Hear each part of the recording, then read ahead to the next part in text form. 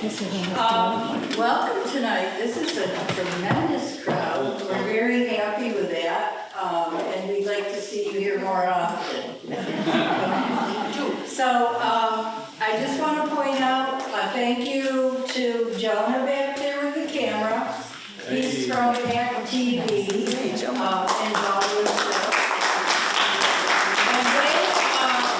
they video all of our presentations, and if you want to see any we've done in the past, like if you missed the one on the Phoenix Fire, that was a popular one a couple months ago. It's on you can go on our website, and it's www.schroeppelhistory.com, and there's links there to look at all the programs that we've done. It's also on YouTube. And it's also on YouTube. That was my echo. You'll notice there's membership forms on the chairs, and there's some up here. We really are interested in getting new members to the society because we think that it's really important to keep Schroeppel and Phoenix area alive. So, okay. I wanted to point out, some of you have seen these, but we reprinted the Grips book on Phoenix, New York, and vicinity last year, and it's hardcover. The original was written in 1902, and it's full of pictures of people and homes from the Phoenix area and just outside. They're identified, their names are in them. Many of you will see some of your ancestors in the books, I guarantee. So they make a nice Christmas present too. So, we have 2 dates to talk about. One is Friday, November 21st at 2 p.m. There will be an all-member meeting for society members here. The purpose of the meeting is to elect new officers where we have vacancies. So, one of the vacancies is president. One is secretary. We're looking for a curator, and we want to add 2 trustees to our existing field. So, if you're a member and you would like to run for any of these positions, please let one of us know that works here today. And also, if you want to nominate someone that you think is interested, then we'll vote on the new officers Friday, November 21st. The second thing is, at this meeting, yes, I forgot. We did update bylaws to the organization, which haven't been done. I cannot tell you how many years. And so if you want a copy of the bylaws, if you remember, we'll have some copies printed for that meeting. So, the second date is the very next day, Saturday, November 22nd, is our annual craft show, silent auction, bake sale. And we hope that you all can stop in. It's going to be 9 o'clock in the morning to 3 p.m. The silent auction items, the bidding would end at 2 p.m. And so it's one of our 2 major fundraisers we have during the year. So I guess please come and support us. And I think that was it. Making it short and sweet. Oh, we have a request. If anybody has some yearbooks or a yearbook at your home that you no longer want, and you'd like to donate it, we're trying to get a collection of them. We have 6 or so up there and a couple in the case. Most of them are older, from the 1940s and 50s. Maybe one is 1964. We don't have excuse me, we don't have many new yearbooks, so if anybody has one they would like to donate, that's great. And then, I think that's all my points. Bring the chairs down. Come get your chairs. You have to sit right here.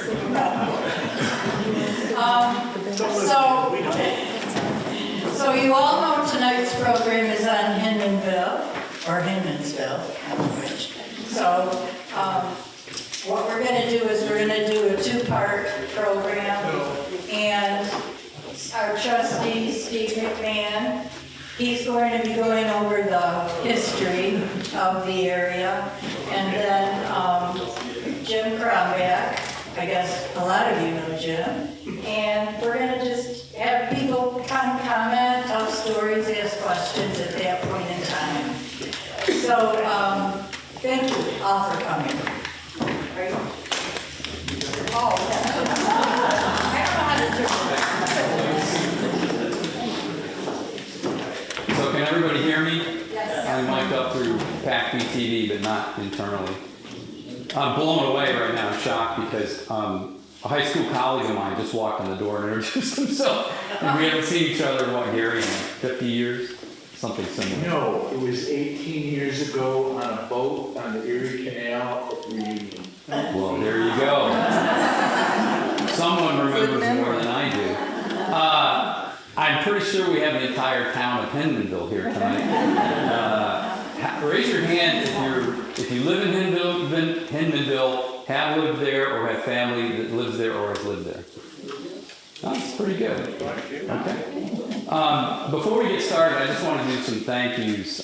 Presentations like this are difficult to put together because you have to come up with a lot of archival photographs and maps and information, and some people really helped out. She couldn't be here tonight. Linda Payne, her son Jamie, of course Jim and Nancy Cromback, the United County History Center, the Oswego County Historical Society, and Craig Williams, who's the past president of the Canal Society of New York State, and the archives and special collections of the Penfield Library at SUNY Oswego. So they've been very helpful. So let's give them a round of applause.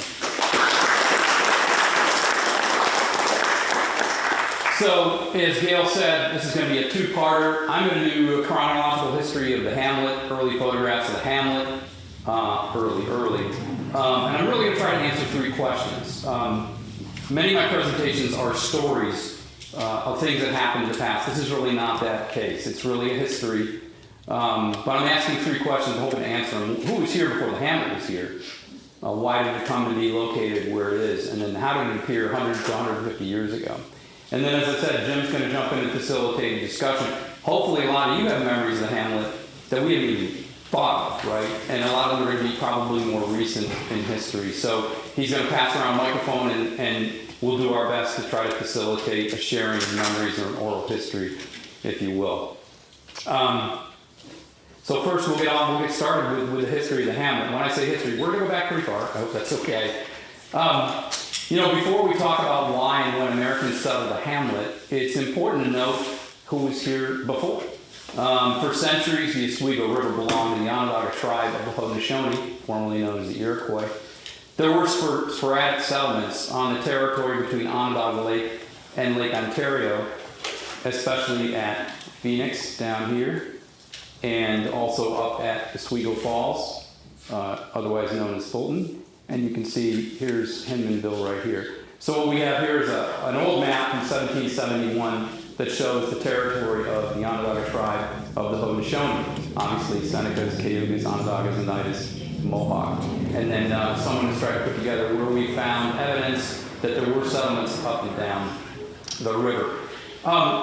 The settlements were only in places where the rapids provided places for trails to ford the river. But these settlements were just small seasonal camps for hunting and fishing. The Oswego River was first known as the Onondaga River because, interestingly enough, the Haudenosaunee, their name for it depended on whether you were heading north toward Lake Ontario or south toward the Onondaga Nation. Hence, the Onondaga River was the one they most commonly used and the one that Western Europeans picked up. But they had two different names for it, and really two different names for any river depending on which direction you were going on. Oswego means small water flowing into that which is large, obviously Lake Ontario. Onondaga means people of the hills. And as we'll see, the Oswego River was much, much more important to Western Europeans for both settlement and trade than it was to the native Haudenosaunee. Here's a couple of really, really old maps. Before 1800, Western European explorers and settlers referred to both the Oswego River and the Oneida River collectively as the Onondaga River. The left photo shows the west side of the Oswego River, where the town of Lysander then included what is now the town of Granby.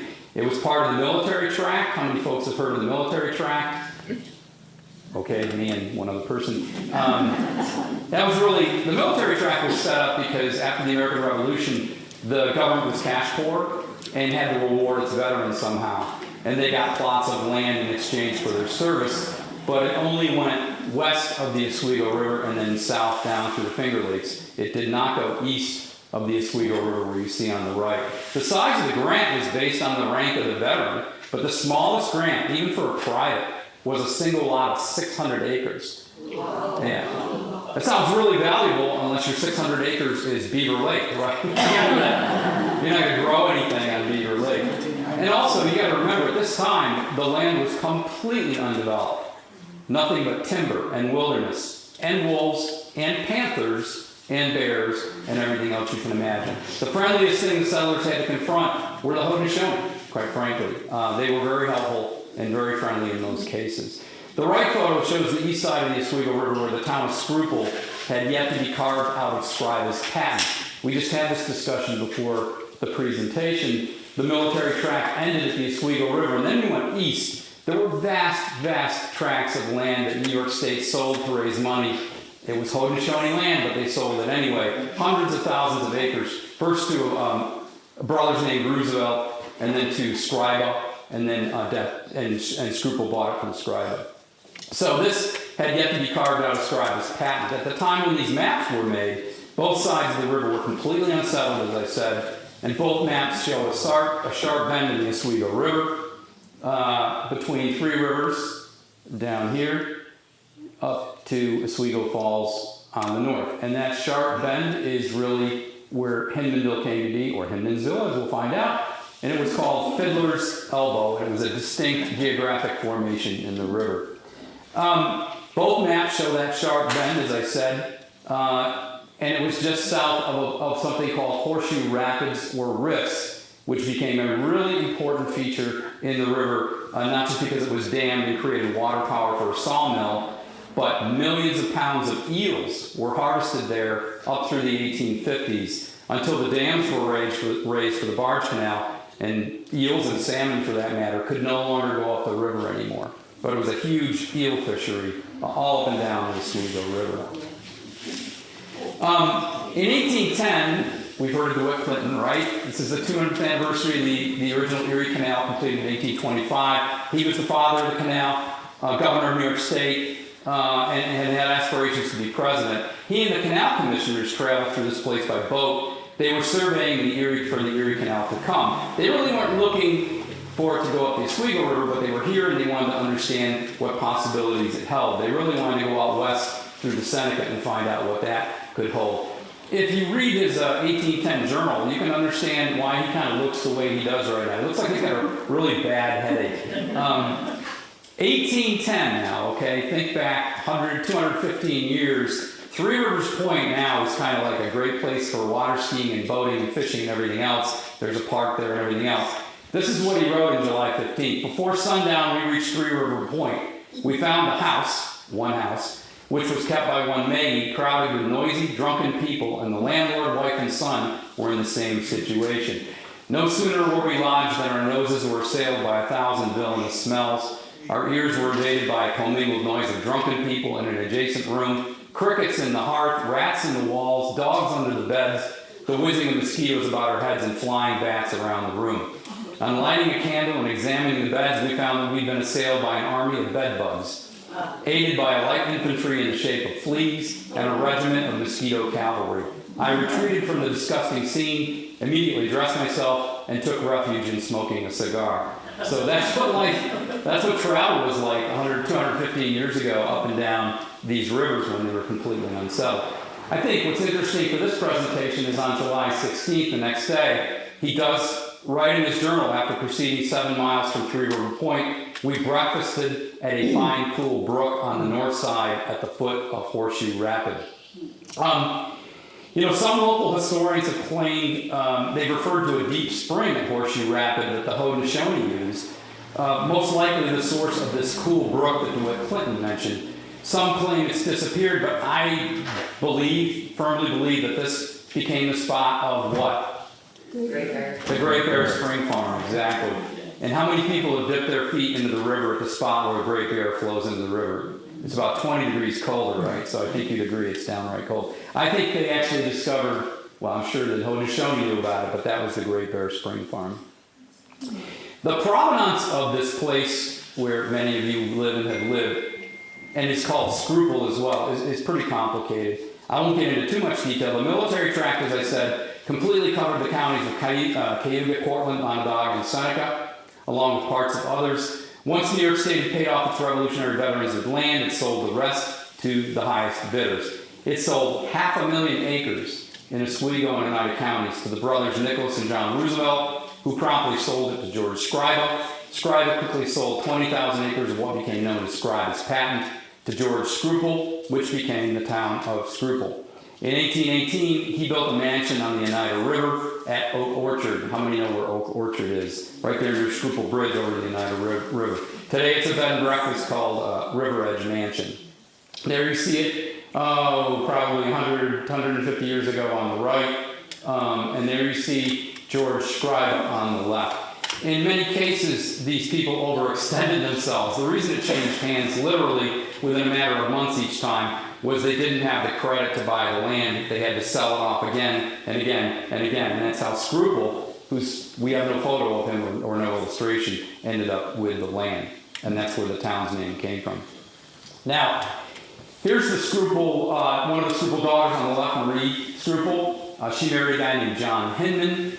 And another daughter married Richard Pennell. Where do you think that name went to? Pennellville, exactly. The one daughter married Hinman, you get Hinman or Hinmansville. Another married Pennell, you get Pennellville. But it's really unlikely that the Hinmans ever lived in the hamlet at the bend of the Oswego River that became their namesake. It's also unlikely that they promoted the building of 25 small houses for Oswego Canal builders, as several local historians have claimed. One of the things I try to do, some great people wrote great local histories about our communities 100, 150 years ago, but they didn't always have their facts straight, and a lot of this is apocryphal. So what I did is I kind of said, did they really live there or not? First thing is, they didn't marry until almost the end of 1827, December 26th. They didn't even own any land there until November of 1829. Construction of the Oswego Canal began in 1825, before they were even married, and it was completed in 1828, before they even inherited the land. So it's doubtful that they built homes for canal builders. That canal was built before they ever got married and ever inherited the land, but it makes for a good story. But it's probably apocryphal at best. By the way, these portraits of Marie Schroeppel and John Hinman once hung in Oak Orchard in the mansion into the 70s, according to Barb Dix, who's right there. They were sold at auction, we think, in the 1970s to a Baldwinsville woman, and have since disappeared. So if you have seen these portraits, please let us know. We'd like to get them back and repatriate them to Phoenix if we can. Marie's father, George Schroeppel, died in 1829, September 21st. On October 9th, John and Marie Hinman abandoned their claim to the land around Oak Orchard, where the mansion was, in favor of this land here. So on November 7th, they inherited this land on the Oswego River, north of the bend, known as Fiddler's Elbow, and south of Horseshoe Dam. The Hinman's timing was impeccable, because they inherited it, and literally within months, December 10th, 1828, the Oswego Canal was completed and connected to the Erie Canal in Syracuse. And then on April 28, 1829, which is concurrent with this map here, the entire Oswego Canal opened for navigation. So from the time they inherited it until the Oswego Canal opened, what do you think happened? The land went up dramatically in value, so they had a great investment. They had these three lots here on the east side of the Oswego River, 91, 92, 93. Hinmansville, whatever, takes up this space right here. The bridge went across here. This is 6 Mile Creek. You can see that little X signifies a sawmill, and then you can see the Oswego Canal was put in right here. It picked up from the river north of Phoenix, and then went all the way down to below where I talked about those horseshoe rifts. The deed reads, Marie House Schroeppel of the City of New York and the State of New York in consideration of the sum of $1, this was her dad after all, paid by John Hinman and Mary Hinman, his wife, in the county of Oneida in the state of New York. Lots number 91, 2, and 3 in the 16th Township of Schroeppel Patent in the town of Valmy. Schroeppel wasn't there yet, in the county of Oswego, state of New York. 566 acres of land they received right there. So that's really, they were the first owners of the property, if you don't count Schroeppel, Schroeppel, or the Haudenosaunee before them. Now let's look a little more closely at the Oswego River. The top map shows it in its natural state before 1800, and the bottom is when the Oswego Canal came through. The Oswego Canal connected with the original Erie Canal in Syracuse, but unlike the Erie Canal, which was literally a 365-mile ditch dug away from any water to connect Buffalo to Albany, half of the 30-mile Oswego Canal actually was in the Oswego River. So you'd have the canal, and then it would dip into the river where you had slack water navigation, then it would cut back into a canal, go through a lock, and then back into the river. The Erie Canal didn't and couldn't do that because it was nowhere near any natural tributaries. It was just a ditch with multiple locks running through it. The towpath used a 350-foot bridge to cross the Oneida River at Three Rivers, which doesn't show up on this map. Packet boats then locked into the Dub Canal at Phoenix and traveled north, cutting across what we talked about as this Fiddler's Elbow right here, and through the hamlet, and then they entered the river again at Lock 6 right there. So you can see natural state. Obviously, when they put the canal in, it made some changes to the river, and changes when the barge canal came through in 1918, they were major. But it did use part of the river to get through.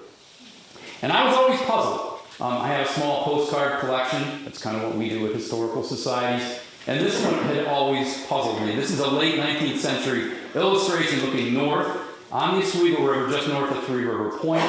At this point, the road from Three Rivers to Phoenix didn't run along the Oswego River. It ran up Route 57, where it is today. So this path is clearly not a road, but the towpath for the Oswego Canal. And I always wondered where the canal was. Where's the canal? It's the river. So there's no ditch or anything like that. They were going up along the river till they got to Phoenix, locked through, and then went all the way up to Hinmanville in the canal. But from Mudlock to Phoenix, the Oswego River was the canal, just as it was north of the hamlet of Hinmanville. Through the Canal Society of New York, we've got some of our best maps of the area come from the Canal Society. They were funded by New York State as they came through to first build and then enlarge the Oswego Canal. Like the Erie Canal, they did very, very detailed surveys. The Oswego Canal hugged the Oswego River right along here from Phoenix, right, until it reached Fiddler's Elbow, and then it cut straight across, providing water power for a sawmill on the island. All right, there's the sawmill. So the raceway for the sawmill was fueled by water from the canal. And then you could get down the canal to Lock 6, and you went right back in the river again. Okay? So opposite the canal, you can see that a road from the north ends in a footbridge. All right? This is now what would be Main Street or Route 46 today, but there's only a footbridge across the canal. No real solid bridge across the canal, certainly no bridge across the Oswego River to the Lysander or Granby side. So as of 1834, no bridge to get back and forth across the river. And by this time, John and Marie Hinman, they still owned all the land at this spot on the river, but they already relocated to Utica. By this time, he was involved in politics. We have clear evidence they never lived here permanently. They owned the land and then moved to Utica. On May 25th, 1836, the Schroeppel and Granby Bridge Company was incorporated for the purpose of building a similar bridge over the Oswego River as the toll bridge built by John Wall in Phoenix. This new bridge on Lot 92 again, remember the Hinmans own this entire section. There's lot 92. Would cross over the river to lot 33 in the town of Lysander, had not yet become Granby. On July 2nd, 1836, and this is important for when we determine what the name of this place is, a post office was established here on the Granby side or Lysander side, not over here. There was no bridge yet, there was no hamlet yet, but there was a post office here, first one in the area, sawmill. This was a very important tributary, Power Sawmill. You had a little development here, and it was called 6 Mile Creek. And I have a book at home that details when all the post offices in New York State were established. And so the 6 Mile Creek Post Office was established in 1836 and named for that stream that powered sawmills and flows under what is now Pendergast Road near the bridge on the Lysander side of the Oswego River. 6 Mile Creek would be the name of the place until 1843. And then once the Oswego Canal came through, the Schroeppel side of the Oswego River became much, much more important. So what happened when the canal came through, they said, well, I think the post office should probably be on the other side because that's where the development's going to be. So on September 28, 1843, the post office was relocated across the river and officially designated, and we have to take a break here. Because, show of hands, how many people think it's Hinmanville with no S? Raise your hand. How many people think it's Hinmansville with an S? You would be right. It's Hinmansville. Call it whatever you want. I don't really care. At the time, we didn't really even have a postal service, but the people who were delivering the mail in the United States called it Hinmansville after John and Marie Hinman, and that's where the post office came to be. So that's its true name, but I don't think anybody's going to give you a hard time. All right.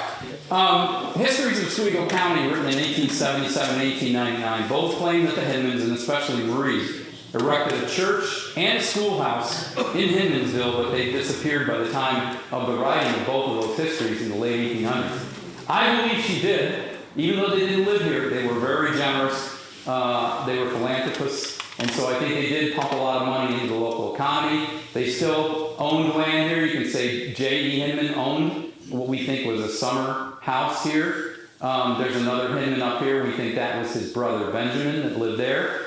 These are the crossroads. This is River Road, turns into Hawthorne Road, Route 46 going up. There was a Methodist church on the northeast corner, and a schoolhouse on the northwest corner. Northeast corner. They both disappeared. The schoolhouse moved up here to where Route 57 crosses 46, and 46 becomes Bankrupt Road. But back in the mid-1800s, that's where they were. This is really the only major community in this part of the town of Schroeppel at the time. We can see the locations of the church and the school here. Opposite them on the southwest corner of River Road stood two houses, like I said, still owned by the Hinmans. By this time, they'd long since relocated to Whitesboro. He was elected sheriff in Whitesboro from 1821 through 1832. So clearly, they didn't live here when all this was going on, neither for the post office or any of the rest of it. They may have funded things like churches and schools, but didn't live here. And according to our own Grips Historical Souvenir, we still have copies. Please buy one. Pennellville and Hinmansville were the summer homes of the Hinmans. Summer homes of the two families after whom the two villages were named. So both in Pennellville and Hinmansville, the Schroeppel daughters, those villages were named in honor of them. The Hinmans also created a cemetery on the northeast. It doesn't appear on the map.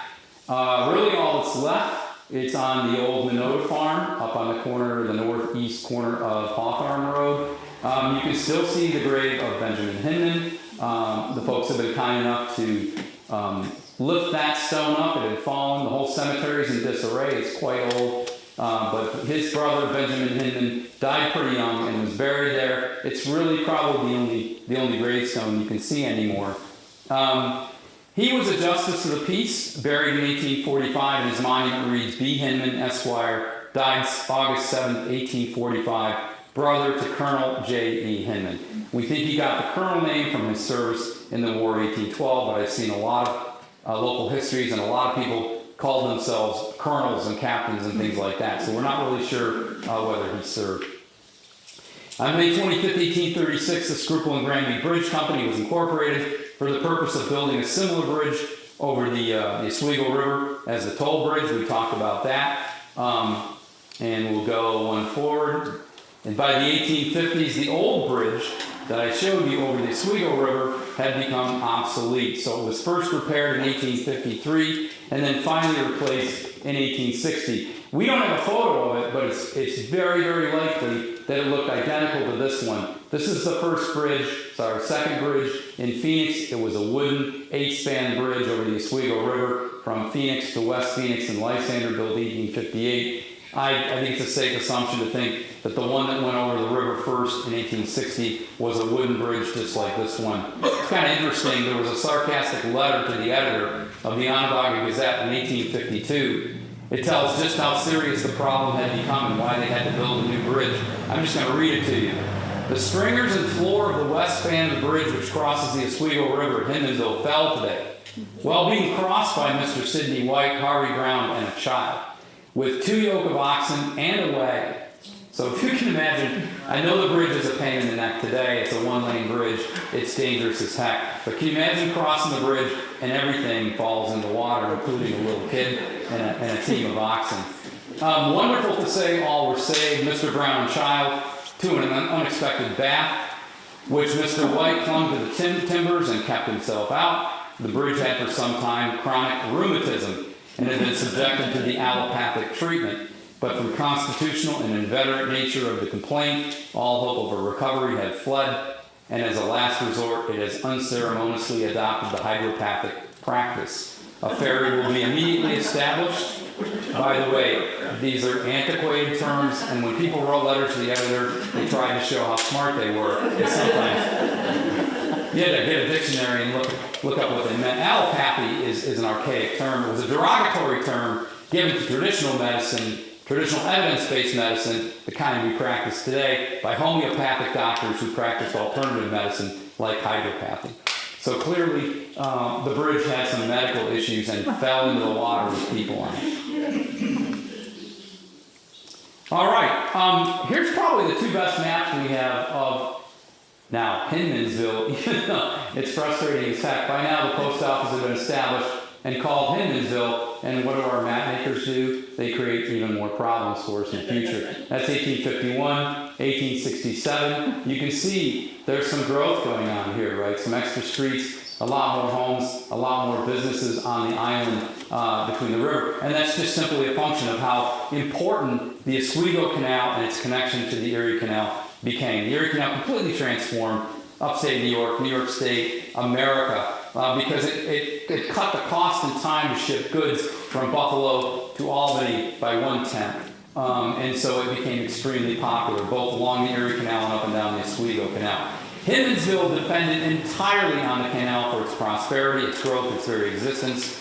You can see the entire hamlet's really built up and in and around the Oswego Canal. All the businesses catered to the canal or people who worked on the canal. One history of Oswego County says that Hinmansville was quite a harbor for boats. Another states that it was once a popular stopping place for canal boats and other craft, and owed its existence largely to this fact. A later historian said that Hinmansville was the only settlement on the Oswego River which could be called purely a canal village. Well, how can that be? There were lots of places. You had Phoenix, you had Oswego Falls and Fulton, you had Oswego, but they had industry, right? They had mills. They had other types of businesses and commerce going on. Hinmansville had none of that. It had no industry, it had no commerce other than trading on the canal and stopping there and doing trade with the canal boaters themselves. Check this out. By 1867, what are we talking about? 160 years ago, Hinmansville had 200 residents, a blacksmith, 2 carpenters, 2 cobblers, a constable, a dressmaker, 2 merchants, a hotel, 3 masons, a painter, a physician, boat owners, a tailor, and a justice of the peace. So it was a hopping place. And although they don't appear on this map as of 1867, the Methodist Church and Schoolhouse, they still sat north, up on that Hawthorne Road intersection, not too far away. And so there still was, they were churched and they were sending their kids to school. 200 people and quite a number of houses. One of these boatmen who relied on the Oswego Canal for his livelihood, and probably the primary reason I'm here talking to you tonight, is a guy named Tom Washer.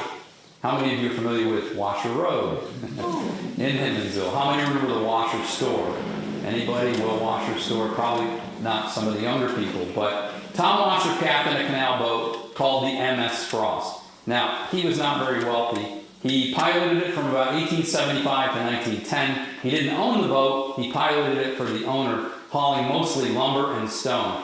In 1899, he moved his family from his farm in Palermo to a farm just northwest of Phoenix. You can still see it on Route 57 now, ostensibly to be closer to the canal, because that was his livelihood when the canal was open. Kept a farm, but he was a canalman. For 15 years, he kept a ledger of his activities on the canal, and that ledger, you can't read any of that, but I actually have his ledger from this time period. It's completely legible, and he writes down where he went, who was he with, who worked for him, how much he paid him, what he was carrying, whether it was lumber, stone, grain, whatever. He went up and down the Oswego Canal, the Erie Canal, to places like Lyons and Jordan and Oswego, and it's a very interesting ledger. Some of it's kind of, commonplace, but one interesting entry on August 25th, 1888, from Memphis, New York, which used to be known as Canton, he said simply this. He was a man of few words. Bulldog Beggarman commenced work on my boat, MS Frost, for $18 a month. So I don't know who Bulldog was, but he probably earned his name on the canal doing something. They were rough people. On the right is Tom Washer's homestead on Route 57, as I said, northwest of Phoenix. Every winter when the canal closed, Tom Washer stabled his horses that towed the canal boat. He stabled them on his farm. Why did he do that? Well, the canal couldn't operate in the winter, and I think this is a common misconception. I didn't know that. I just assumed it was open year-round. But both the Erie, the Oswego, all the 7 feeder canals that fed it had to close circa December and not open again until April or May. And so people had to find something else to do. And a lot of what went on in those winter months, there was no farming, there was no canal work. If you remember some of the stories about the evangelists like Charles Grandison Finney, people going up and down the canal preaching, women's suffrage, abolition, temperance, all these movements that emerged in the early 1800s really were due to the Erie Canal, and due to the fact that because it was closed in the winter, one historian said all the people had left to do was preaching or pleasure. So that's why he had to stable his horses. Why did he use horses instead of mules? There were some advantages to horses over mules and vice versa. I don't know what they are, so I'm not going to get into it. Here's another great canal map that we have from the Canal Society of New York. By 1896, I'm jumping ahead a little, the railroads had really eclipsed the canals. Back in 1853, they had constructed all these feeder railroads to move goods back and forth between the canal. A lot of communities were not served by the canals or the feeder canals, so to get their goods to market, they had to build railroad spurs that went from remote places to the Erie Canal, to the Oswego Canal, and other places. Well, in 1853, the New York Central Railroad said, hey, if we combine all these feeder railroads, we can create a network that will, basically overcome the canal. And they dropped the prices on their freight, and it really drove a lot of business out of the canal. Here's a fact. From 1867, one of those maps I just showed you with all the homes and 200 people, to 1850 and 1905, about when this map was shown, the population of Hinmansville declined from 200 to just 150 residents. And that's 25% drop in less than 30 years. This is a reflection of the fact that in less than 15 years, from 1867 to 1880, I looked it up, tolls collected on the Oswego Canal dropped tenfold. Guess what they were in 1867 on the Oswego Canal? $150 million in tolls were collected on the Oswego Canal back then. You could probably multiply that, I would say 40 to 50 times. So you're talking in the tens of billions of dollars of tolls that were collected by New York State up and down just the Oswego Canal, not counting the Erie. By 1880, before this map was ever constructed, it had dropped to 15 million, from 150 to 15 million in just 13 years. Well, what do you think that does to the hamlet of Hinmansville? I already said, unlike Phoenix, Oswego Falls, Fulton, Oswego, they didn't have mills. They didn't have other types of commerce that they could rely on. It was a canal town. So when the barge canal opened up the Oswego River to motorized barges in 1918, and they didn't need that dinky little canal that went through, behind the village, the old Oswego Canal closed. And at that point, really, the nail was in the coffin, because there was no reason for these barges that were motorized, mostly by steam, traveling up and down the Oswego River, stopping in Hinmansville. They weren't using that canal. They were using the river all the way, and there was no reason to stop here. And really, quite frankly, there was no way to stop here. There was no way to get from the river into that canal. It was too narrow, too shallow, and it just didn't accommodate the size of the barges that were traveling the canal at that point. So clearly the fortunes of Hinmansville rose and fell with the opening and closing of the Oswego Canal, much like what the barge canal did to the old Erie Canal as well. So that's kind of the chronology of the history of Hinmansville from basically the times of the Haudenosaunee, 300, 400, 500 years ago, all the way up to about 1900. I'm going to try to show you some early photographs of the hamlet. Most of them certainly predate everybody that's here tonight, but you might recognize some landmarks as you look through here. And then, I don't know if anybody brought photos of your own, but it'd be great to share them with us at some point. So we're going to go quickly through these so that we can get to Jim's portion.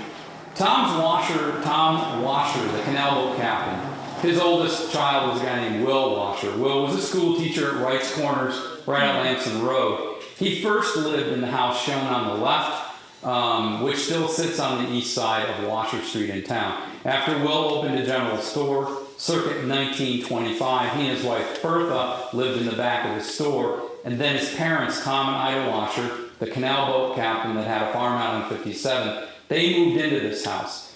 The Washer family became such a fixture in Hinmansville between his canal boat and Will's store that this street changed names from Main Street to Washer Road. I don't know why it's a one-way road, though. I never see any cars on it. I can't figure that out. I did that. You did that? I did. Okay. Yeah. Thank you. Just moved in, gotta have kids.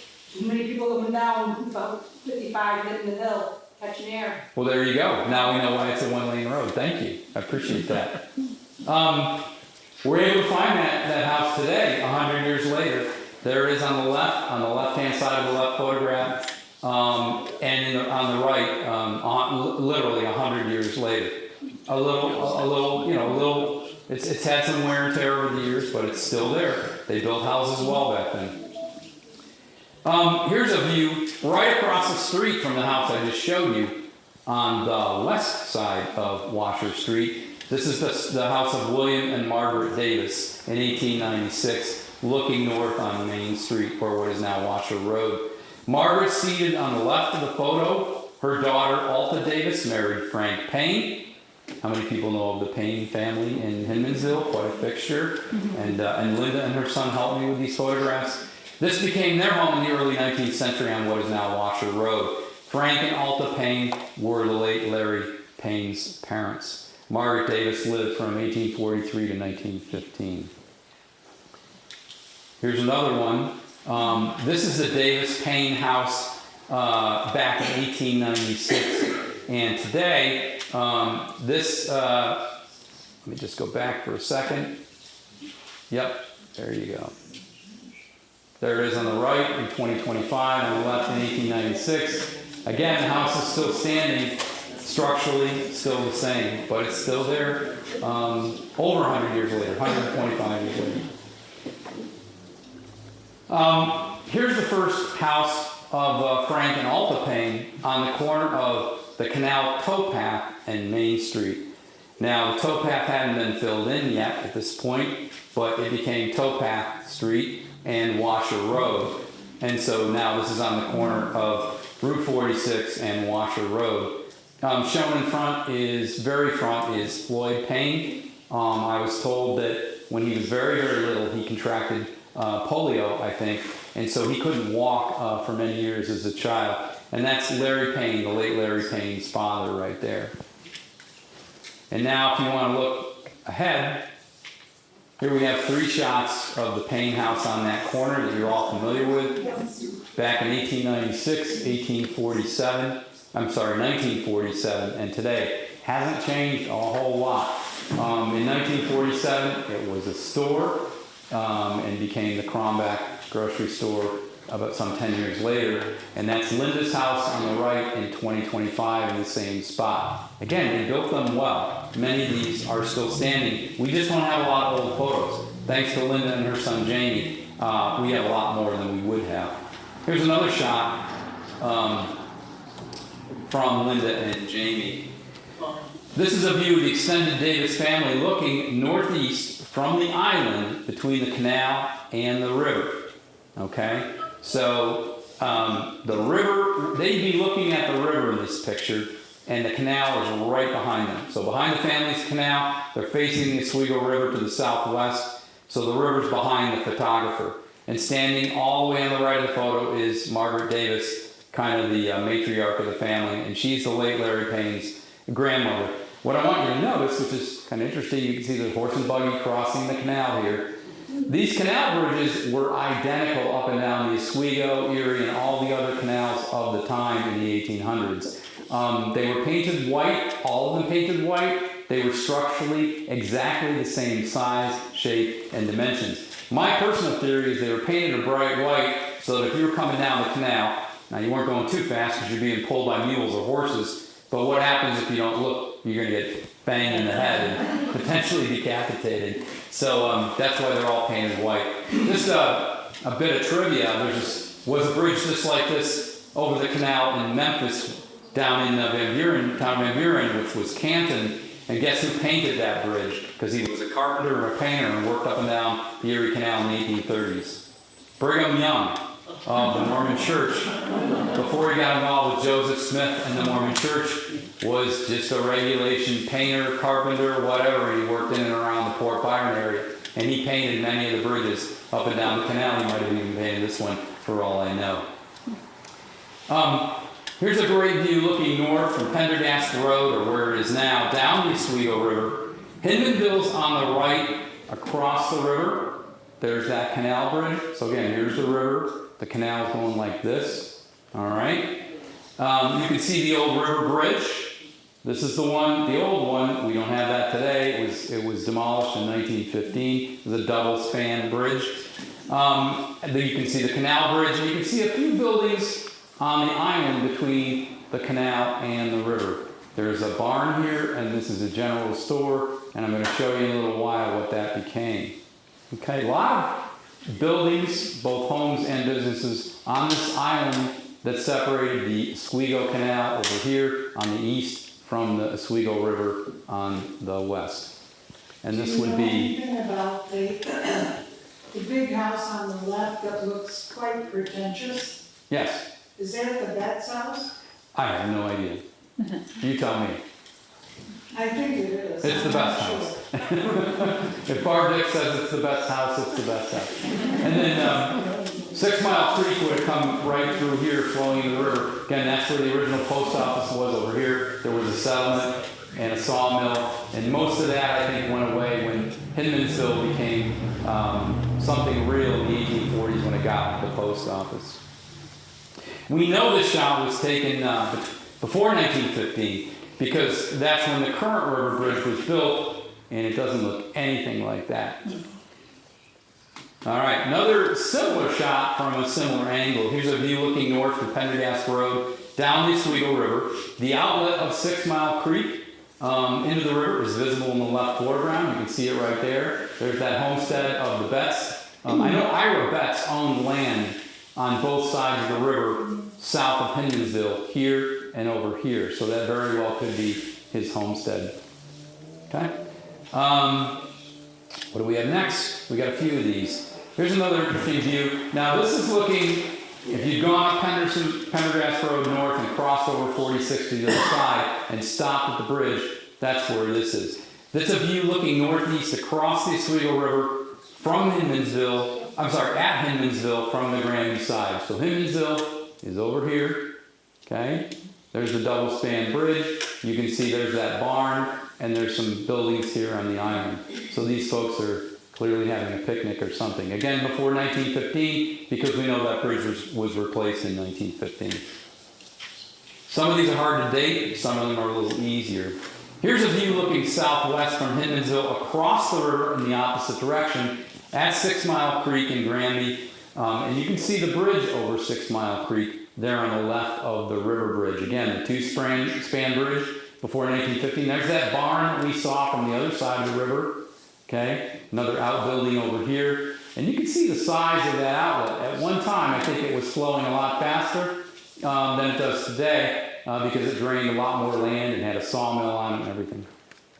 Now it just seems to be a little bit of a creek.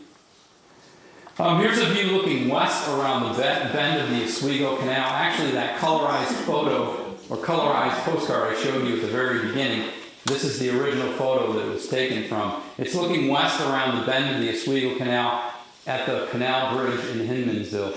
So here's coming north from Phoenix in the canal. You'd go around the bend, cutting off Fiddler's Elbow. You'd go to Lock 6 over here, and you'd enter the river again.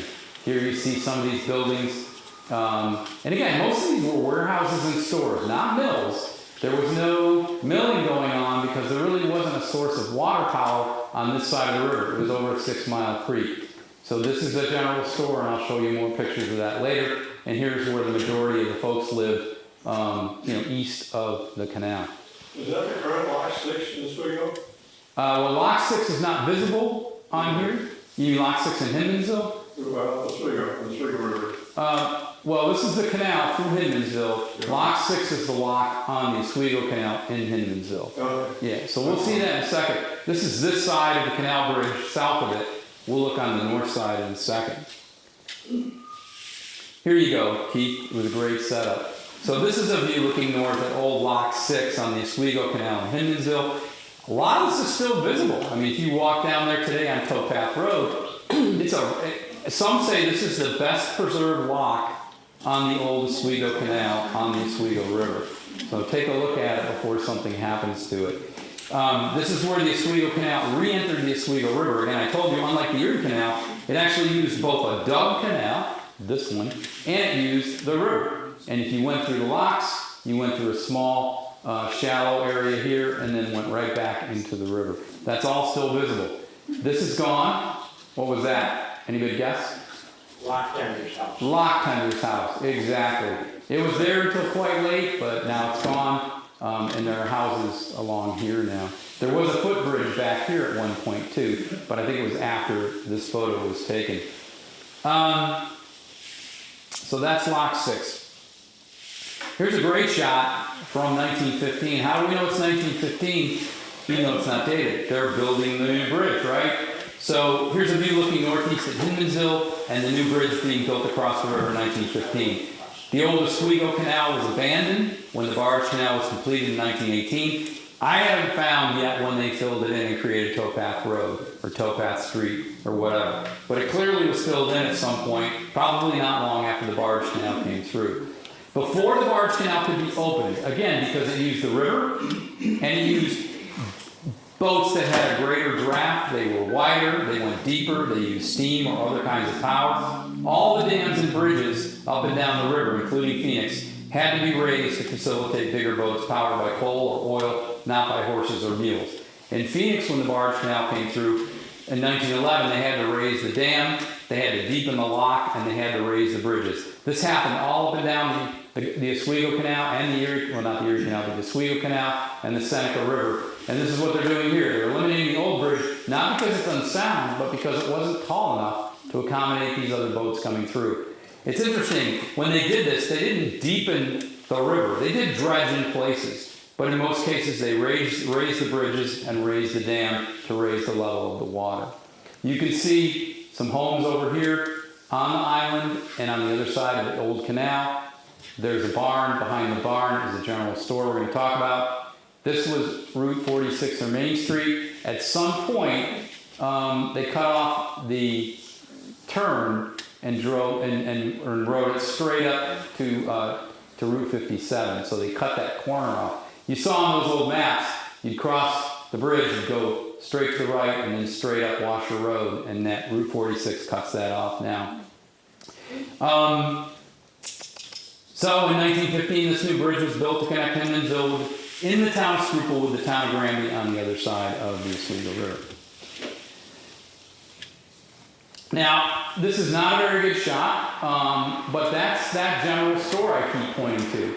It was on the island, so Main Street went right along here, the canal bridge was right here, the river bridge was right over here, and this was on the north side of everything. So this is before 1915, we know that. This is what became Will and Bertha Washer's store circa 1925. I was able to find some deeds, and they bought this property in 1925. If I might interject here for a second, we believe that was in the exact same place as the house that Stansky's lived in, Yeah, I'm. which several of you are familiar. Okay, this store, and I can't, it's really so fuzzy, we can't read the sign. I'm sure the proprietor's name is there somewhere. You look at these two buildings, they are identical. Look at the scalloping on the roof. Look at the shape and size of the upstairs windows. The awning over the front, the location of the central door. These are all things you can use to identify buildings over time. This clearly became Will and Bertha Washer's store. There's the river, the canal's right here, and this is the main road coming across. So this is looking northwest, same store on the island, now the Washer store. The sign says L.W. Washer, but that's because Will's given name was Lewis William, and he hated Lewis, so he became Will. This is, huh?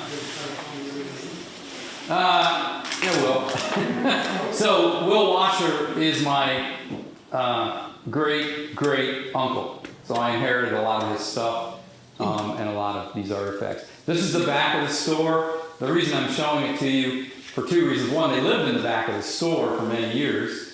So you saw that this is the front of the store that faced the street that crossed the river and the canal.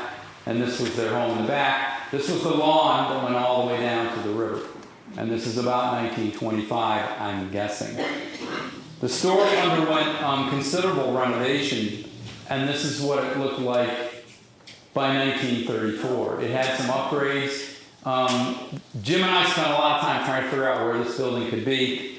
I'm convinced now that that building became that building, became that building, okay?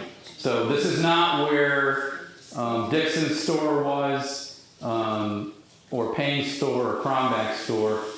This was on the island on the north side of Route 46 before they raised the bridge, I think in the 40s. And then it got moved or demolished, I'm not sure. Now, you can see the progression of this store over time, which I think is pretty cool.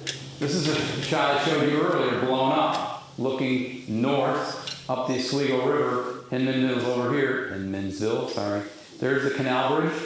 There's that barn I showed you. There's the general store. You come over here. Now we're over on this side of the canal bridge. This is the canal now, not the river. There's the store and some other buildings. Obviously the same building.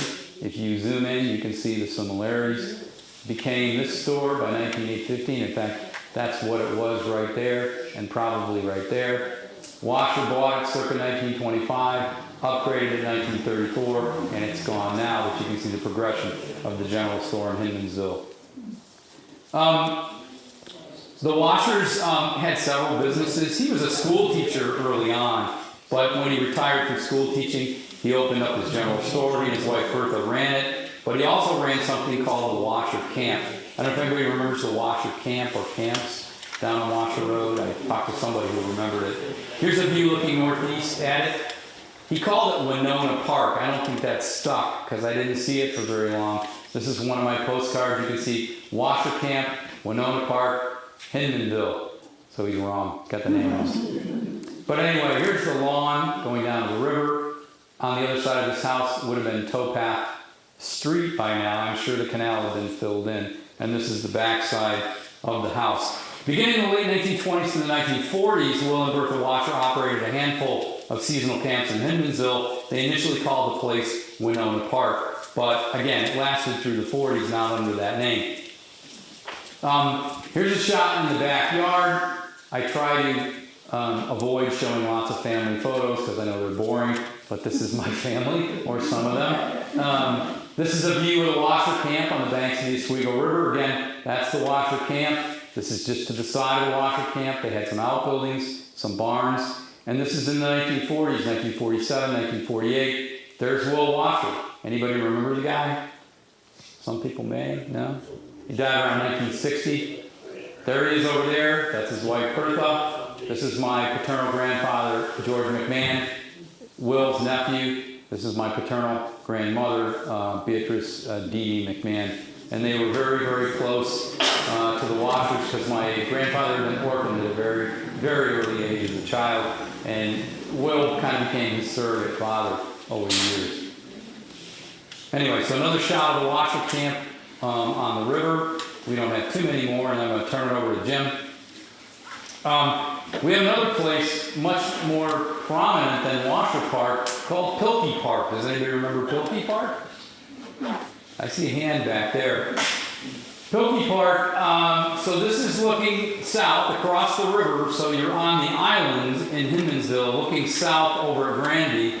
You're on the north end of the island. Washer Camp was on the south end of the island. And this is the island between the river and the canal. Albert Pilkey operated a resort here, and that's what they called it, from about 1980 through 1933. And you could say, well, there's the new bridge, by the way, right? Built in 1915. I don't know what date this photo is, but if you think, how big can Pilkey Park be? What's the big deal, right? Well, here's the big deal. So this is the north end. We're looking across the river from Granby over the Oswego River at the north end of the island between the canal and the river. This is pretty much all Pilkey Park right here, okay?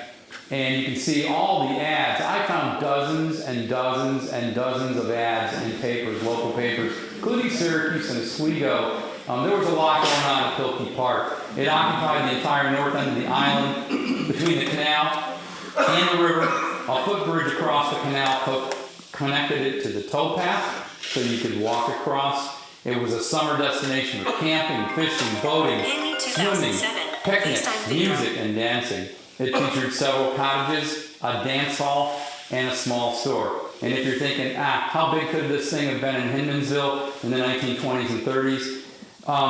Every season they opened it for the summer. When they opened it for the 1925 season, 200 cars were parked in Hinmansville to go to this place. I don't know where you put 200 cars in Hinmansville, unless they had a parking garage or something. But and 100 couples danced that night at the dance hall. So it was a hopping place in Pilkey Park. So that's the chronology, the history of Hinmansville that I could best piece it together from the time of the Haudenosaunee all the way up to circa 1900. All the photographs that we could find to piece this together. We're not done. I'd love to assemble this into a book. And if you have photos at home or family members do, we don't have that many photos. You've seen them all here tonight. So if you're willing to share, we can scan them, return them, and potentially put them together in a book. But at this point, I'm going to turn it over to Jim Cronbach. He's going to share a few memories of Hinmansville, and hopefully some of you will too, and we'll pass around the microphone. My only caution is it is impossible to hear you unless you speak into the microphone. So these poor folks in the back won't know what you're saying in the front and vice versa. So Jim's going to go around one at a time. But first, he's going to share a few memories of Hinmansville from his standpoint. As several of you remember, at least the ones as old as I am, 57, 58, my folks, Midge and Earl Cronbach, owned the store. And though it was a relatively short time, I have a lot of memories from then, and I'm guessing some of you others do. Can you bring up the... I never knew until 2010, when my father passed away and we were going through stuff, that they had postcards made of an aerial picture of the store. I had never seen one until 2010. But this is from a postcard, apparently done for advertising purposes. Next one, please. Yeah, you want to show where that's Main Street and then Oh. towpath, right? Yeah, well, sure. This is Larry and Linda Payne's house. The bridge is off the picture to the right. And where Johnny Murphy grew up would be just off the picture to the left. Which used to be a gas station. Right. Go ahead. If any of you remember that far back, that's my mom and dad, circa 1958, standing behind the counter in the store. Anybody remember that? It certainly wasn't a very big store, it was the front half of that modest-sized building. And yet, a lot of Himenville did the majority of the shopping right there. They had gas pumps, they had groceries, they had a fresh meat counter. Dad went up to Colossus and got a wheel of cheese, and so that it was fresh cheese. It's amazing how much the whole community relied on that little store. That's my mother standing by the front door of the store, and my father, who had been living in California for 8 years prior to that, and had kind of forgotten what winters were like, standing in the middle of Himenville Road, or County Route 46. And there's the, if I'm not mistaken, that's the store. Right? And then, yeah, this is taken from just about off the bridge, and you see the store on the right. This, of course, is Byrne Dairy Truck. Byrne Dairy delivered milk to the store. As all stores, big and small, we got a lot of delivery trucks. And this is the only one I have a photo of, and that's why it's there. However, there was another delivery truck, the Pepsi truck. Now, look back to 1957 and 58. Almost all the soda pop came in glass bottles. And the glass bottles typically were carried in a wooden tray that held 24 bottles. An open wooden tray with a couple of handles.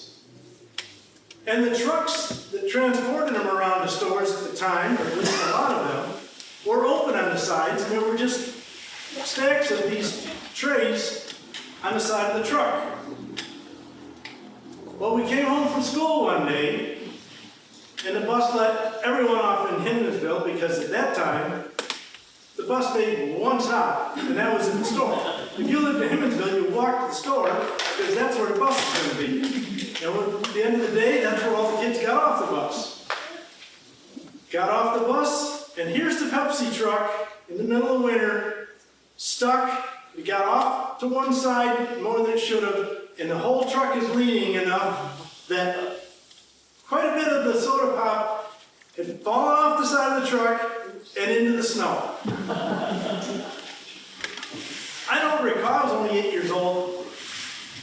I assumed that the truck was still there, I assumed that the driver was still there, and there might have been a few kids who managed to commandeer a bottle or two, but it wasn't real widespread. By the next morning, the truck is gone, nobody bothered to pick them all up, and the kids in Himenville had a field day. Some of you perhaps remember this. There were bottles of soda pop still being found in the spring when the snow melted off. It's just one of the memories that I have and a story that I wanted to tell. And I would love now to open it up to any and all of you to tell us some of your... Oh, yes. Fast forward like 20 years, and this is Red Minota's barn the night that it burned. By the way, what was his first name? Longy. I never knew it as anything but Red. I think most people never knew him as L-O-N-G-I-N, John. Thank you. We'll put it back So, who has a tale to tell about growing up in Himenville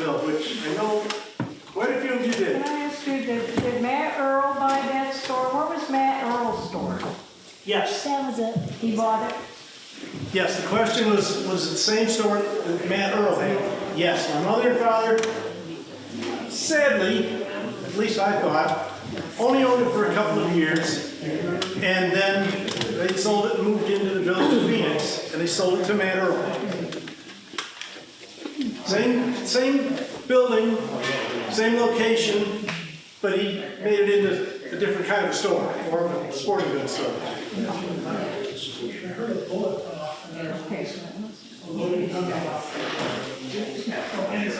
What was that? I heard that when he had that store, there was a loaded gun in there that had gone off. He shot through the building. That could be. Anyone else ever hear of that one? Do you remember, Mom? What? Come on, Mark, tell us some stories.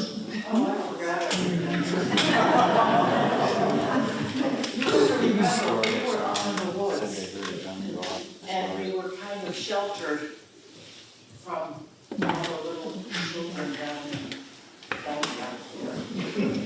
Now, Barb Minota Carroll, is claiming that she spent all of her time, quote, up in the woods and sheltered from the goings on down there in the village.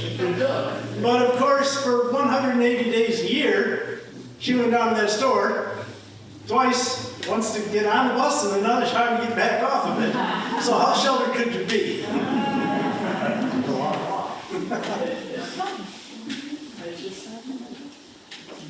That's where I met my husband, I found what Oswego River Road.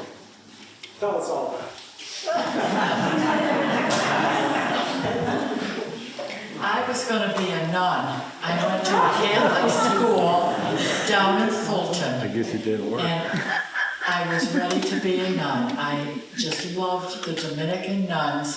And then one day I said to my mother, can I go ice skating with the kids down in Hinmanville? Because that was how I thought of it. I'm up there and I want to go down in Hinmanville. And she says, okay, she says, but I want you back in 2 hours.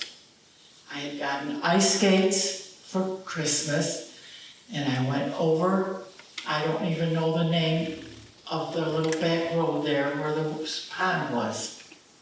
Butcher's Pond. We called it Butcher's Pond, yeah. I don't know the name of it. And that's where I saw my husband for the first time. Off of Snake Road, and I knew I wasn't gonna be a nun after that. And we're married for 64 years already, so it's okay. But I loved Hinmanville. It was just a nice little place. All the ladies were nice. My mother was in a, what did she call it? She did little things with the women and they learned how to do the Farm Bureau. The Farm Bureau. It was a Farm Bureau. That's what it was. And every month they had a different thing that they did. And it was just a nice little place for everybody to live. I think of it fondly, and I'm still here. So, thank you, Jim. Question. When did the Minotas buy the property in Hinmanville? I looked up on Wikipedia, and it said that I don't know if there's 2 or 3 brothers that bought quite a bit of property. No, my Jaji bought it. My Jaji bought it. Who's your Jaji? Jaji is the grandfather in the village. Oh. Uh-huh. And when was that? It had to be in the, it had to be in the middle of, in like 1947 maybe, because I was born in 1943. My father went to the World War II, and my mother would drive out to Hinmanville because we lived on West Street, where the arterial is now, and she would drop me off with my babchi, which is my grandmother, and then she'd come back. She worked at Dietz as a secretary, and we'd go back and forth. So I know I looked at this thing and they said 1950, and it was wrong. You know, I don't know. Then my Jaji got tired of being out on the farm, and that's when my Uncle Red, who was logging, and my father, his name was Zenon, Z-E-N-O-N, but they were Tom and John. So everybody, they wanted to be anglicized. And it was a really interesting way to live. Very nice. Everything. We had horses, we had the hay, they had milking cows, we had pigs, and my cousin Linda here next to me, she fell in the pigsty, remember? And I don't know if you got a licking or not, because that sow was a nasty little thing, remember? And we were told never, ever to go into that pigsty again. You had to be secretive after it. So you didn't stop going, you just had to be more secret. Yeah. Makes sense. The original Minota farm was a pretty large farm. Apparently it went from like Canal Street all the way to... Almost all the way up to 57, Yeah, like to Woodruff's, and on both sides of the road. Yeah, so originally it was like 1,400 acres. The original farm. Apparently the original farm was like 1,400 acres, which was a very large farm at that time. It seems as though most farms around the area ran 100 or so acres, many of them less than that. But you know, the farmers all came when it was hay time or getting the corn in or anything. I can remember it because my Aunt Merle and I, my mother and my Aunt Merle lived in the farmhouse together. And we cooked and cooked and cooked for all the farmers to come get their noon thing, and they came with their horses and everything. I can remember that vividly. Rostex, yes. Bernie Rostex, not Bernie. Ziggy Rostex was one of them, yes. Jim. We moved to Hindenville in about 1958. Yeah. And some of the things I remember growing up was everybody jumping off the bridge. And then at a Halloween time, we would go down to the old, where the Schroeppel canal was, and the boats are there, still there. And that was a huge place to go on Halloween, because it was completely haunted down there. And that's just a few of the things. Yes, the bridge was definitely the major swimming hole for the summer. Yeah. It does bring back a memory that I also have. Now, at the age of 7 and 8, I didn't know how to swim. But all the big kids swam up at the bridge. Most everyone jumped and dove off the abutment, and the brave ones would jump off the bridge, or some off the top of the bridge. Well, for a young kid that couldn't swim, it's a spectator sport. I'll let your imaginations run wild as to what my father had to say when he was driving down Hindenville Road, across the bridge, and he looked up to see his 8-year-old son sitting on top of it, because that's where you sit to watch the swimmers. It was a different time.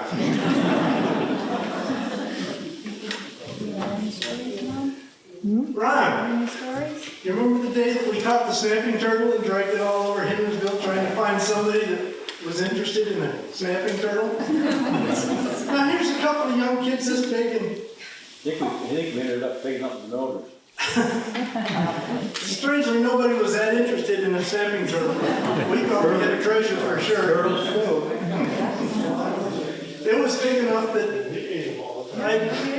we had stuck a stick in its mouth until he snapped onto it. And then one of us took our belt off and wrapped around it, and between the two of us, we dragged it all over town, trying to find somebody that would like to have a snapping turtle. I was thinking we finally took it up and dropped it off the bridge because nobody would Maybe. think. Jim, Tell them what you did with the turtles. We ate them. We ate them. Of course you did. In the springtime, their turtles would come up to our house on the lawn and, we look forward to it. I'm surprised you didn't bring it up to our house. Or We should have. I know they used to have them every once in a while, like nail them to a tree and up the next top, come off. Once again, it was a different time. I think that's what I remember, time between how long did the Seegers had the fur business there on Washer Road? I imagine a lot of money went through there back in the fur. I can't answer that. Who can? I worked there. Jump in, Paul. I worked there in the fur shop, and I also helped build trap mini turtles. Any idea how long he was doing that? That was the question.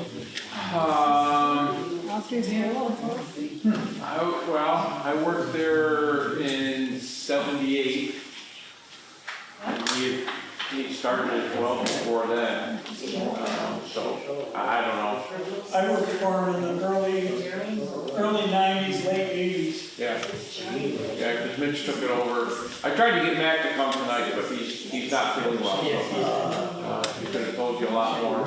I bought the Seeger house, had to clean out all the salt. Oh, in the yeah. garage, oh my God. And the turtle trap, what they told me was a turtle trap, I just took apart last summer. But I heard they had big barbecues every summer for the people in Hemmington. Yeah, you never knew what you were eating. I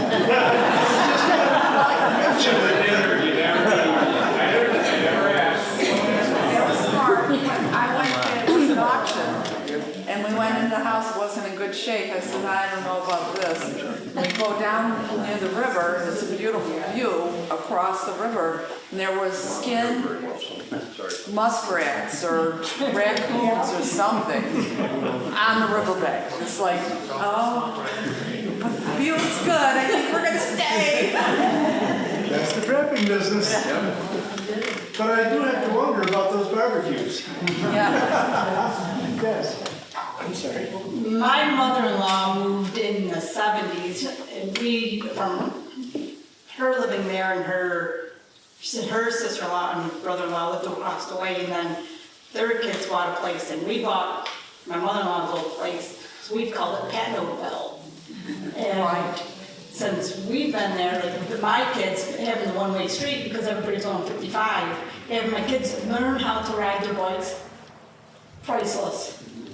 Priceless. My grandchildren learned how to ride their bikes on that street. Yeah. Thank God it's a one-way. Yes, There's hardly yes. any traffic. Yep, I love it. I come from Cicero, and I grew up in the development, but to be there on Washer Road at that corner, that intersection, we got a beautiful lot, you know. It's just so quiet down there. I just really enjoy it. I couldn't call another place home. Wonderful. That's what we like to hear. Something comes to mind. Steve, are you able to go back to one of the maps, one of the early maps?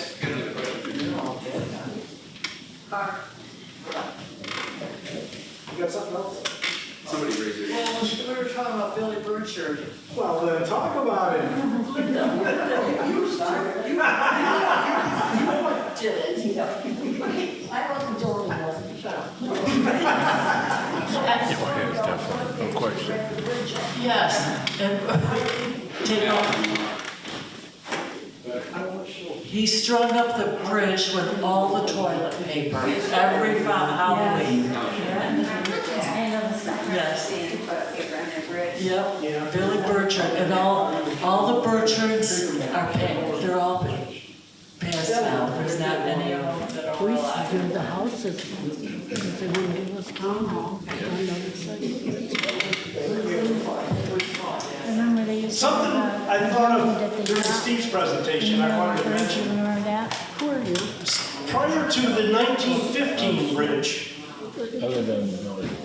Hindmanville Road, known as Bridge Street here, ended at what is now Canal Street. You had to turn the corner and then go up over what I've always thought was Payne's Hill. And that was the way the road continued on. And it was after the building of the current bridge that they extended, put that S curve in and made County Route 46, Hindmansville Road, all one road. Through most of Hindmansville's heyday, there was no road there. Where Bill's house is, there was no road. And it's just, that's something that I thought of during the presentation I wanted to mention. It's certainly something that's changed. When did Snake Road come in? Which has been closed since the 90s? His name is Alan. The Snake Road, I don't know if that's the official name that cuts between Washer Drive extension.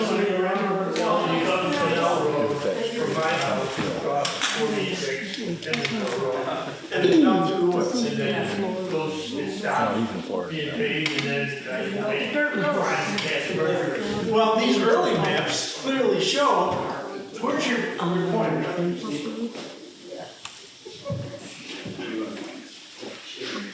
That was what you're talking about.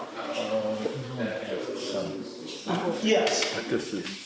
That's an 1867 map, and it clearly shows that that road was in existence then. It was much later on that it kind of fizzled out, and the town stopped taking care of it, and it's become what it is today. So there it is. But as far as when did it start, it was there all along. It used to be a regular street or regular road. How many Minotas still live in They used to snowplow it. I couldn't hear that. How many Minotas still live in Hemingville? Count them up. Well, Close enough. Yes. Just raise your hands.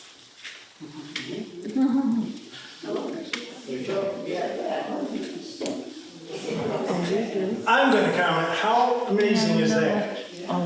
Here we are, 3 generations later, and this many people of that family still live in that tiny hamlet of Hinman or Hinmansville. It lived at the bottom of the hill. Yeah, and there are others who are not here. I think it's quite remarkable. But many people today don't even live in the same house for 5 years, 10 years. You know, we move around too much today. Right. The majority of these folks still live on original Minota property, the original Minota farm. When did you move in the house? I love it. I think it's fantastic. I don't see anywhere near enough of that in my daily life, and I love it. I have one that's lived there since '58.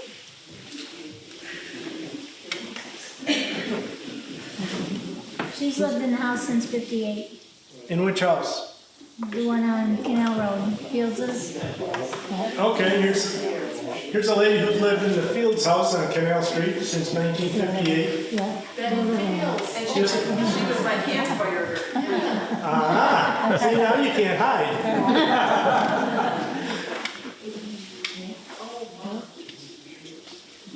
Anybody else? Aha.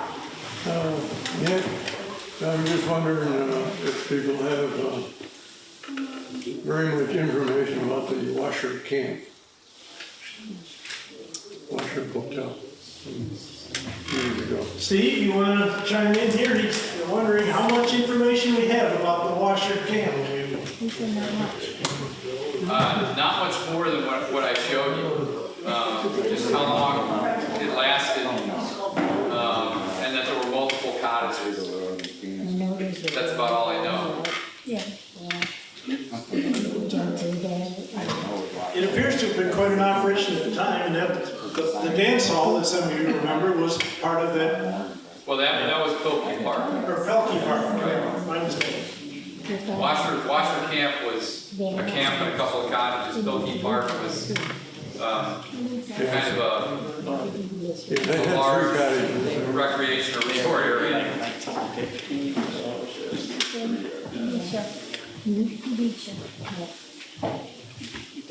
We were wondering if there was any significance to the recently collapsed house at the corner of 46 and Canal Street. That's Julie's house. No, I own it. I remember.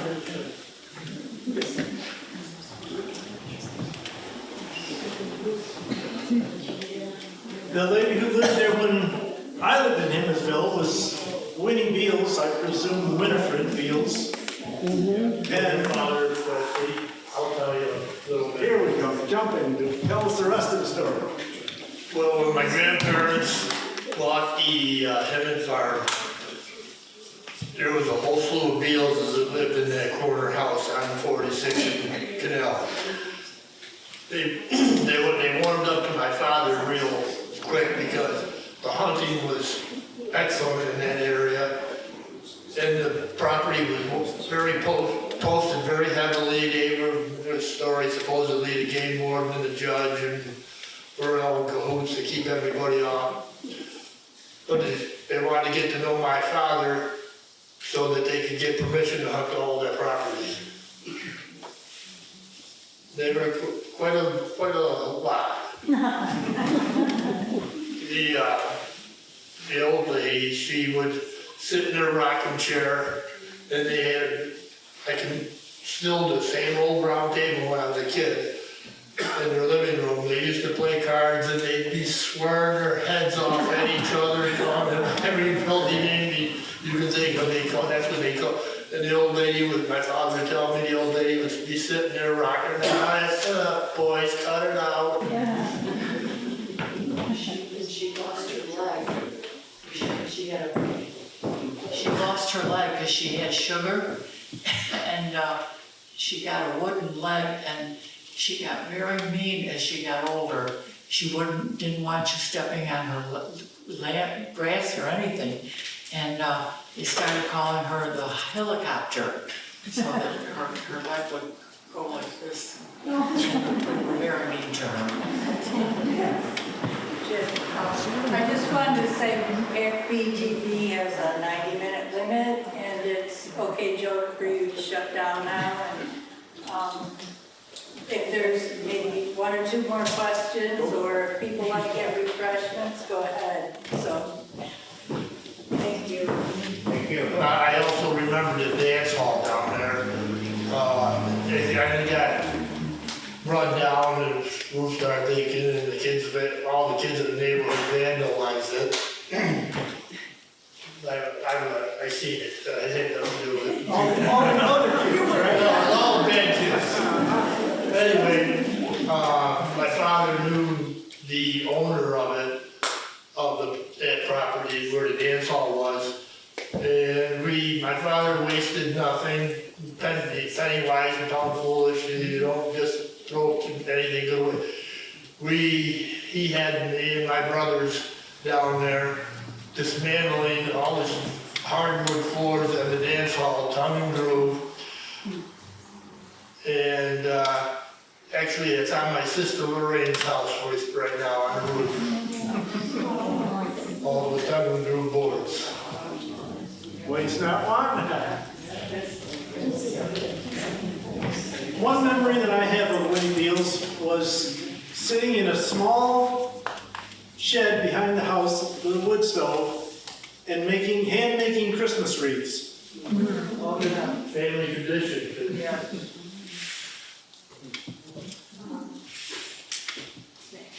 Okay, if that's about all the stories anybody can think of, please come on up, because we got a lot of snacks, and we got cold water, we've got coffee. Please come up and help yourselves. Thanks a lot.